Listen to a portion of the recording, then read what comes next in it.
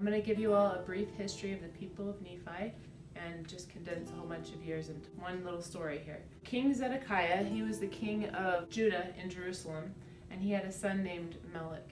At the time of King Zedekiah, Lehi left Jerusalem because he told the people, if we don't repent, we're going to get destroyed. Lehi and Nephi and all them, they came and they traveled from Jerusalem to the Promised Land, and there they created the land of Nephi.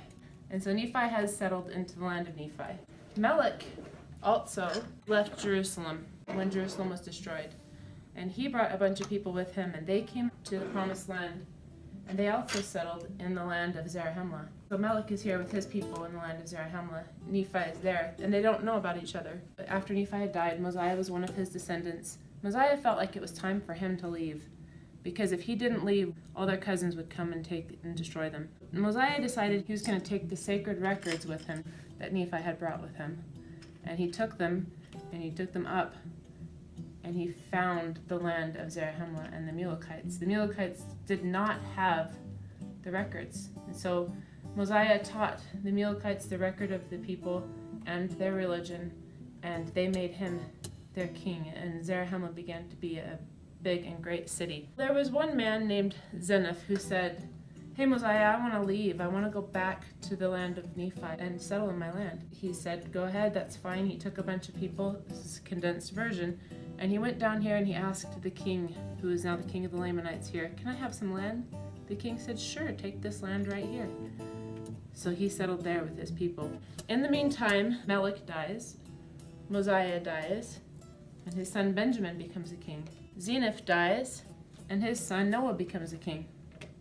Noah was wicked. Because Noah was wicked, the Lord sent Abinadi to come and teach the people. So Abinadi was teaching Noah and his wicked priests, and Abinadi was burned for his teachings. Abinadi told them, "If you don't repent, the city will go into captivity, so you better repent," and they killed him. In the meantime, Alma, one of the priests, believed what Abinadi had said, and he went out in the forest and he taught people. He even went to the waters of Mormon and he baptized them. He started a city here called Helam after one of his friends. They started a little village and a city there. Eventually, these people made it up to the land of Zarahemla and came together with them. Wicked King Noah, he left his people and everybody because he was being attacked by the Lamanites. And he left his son Limhi to be in charge of the people. And wicked King Noah was burned in the forest by his priest. Limhi was a righteous man, and he was trying to get out of captivity from the Lamanites. They had put heavy taxes on the people, and he wanted to get out. So he sent a big group of people up to find the land of Zarahemla, and they went, and they had come up here to find it. And they didn't find it. They skipped over it. They missed it, and they found this land that had skeletons. They thought they had found the people of Zarahemla, and they found some records there, and they took the records back with them, back down to Limhi, and said, Limhi, Zarahemla has been destroyed, but here's the records we found." So Limhi was saddened. At the same time, King Benjamin had died. His son Mosiah became the king, and the people started pestering Mosiah and said, "Mosiah, we want to find the people of Zeniff, so go and send someone down to find them." And he said, "Okay, fine, I'll send someone." So he sent Ammon, and they went down and they actually found the people of Zeniff, who are now the people of Limhi, and they were so excited to have them. They finally were able to get away from the Lamanites. They snuck out, all of them.